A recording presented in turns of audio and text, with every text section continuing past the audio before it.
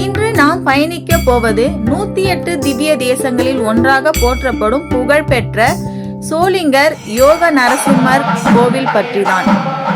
தமிழ்நாட்டின் ராணிப்பேட்டை மாவட்டத்தில் அமைந்துள்ள இந்த புனித தலம் யோக நிலையில் அருள்பாலிக்கும் ஸ்ரீ நரசிம்மர் பெருமாளுக்காக பிரசித்தி பெற்றது.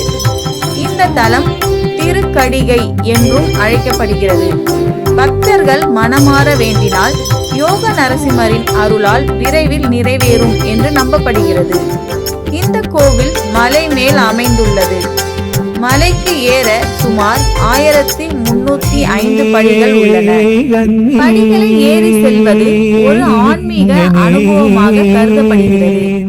மேல் சென்றதும் அமைதியான சூழலில் யோக நரசிம்மர் தரிசனம் கிடைக்கும். அம்மன் அமிர்தவல்லி தாயார் அருளும் இங்கு சிறப்பு. கோவில் தரிசன நேரம் காலை 8 மணி முதல் மாலை 6 மணி வரை. திருவிழா நாட்களில் பக்தர்கள் பெரும் அளவில் திரள்கிறார்கள். மலை மேல் இருந்து காணும் இயற்கை காட்சி மனதை அமைதியடச் செய்கிறது.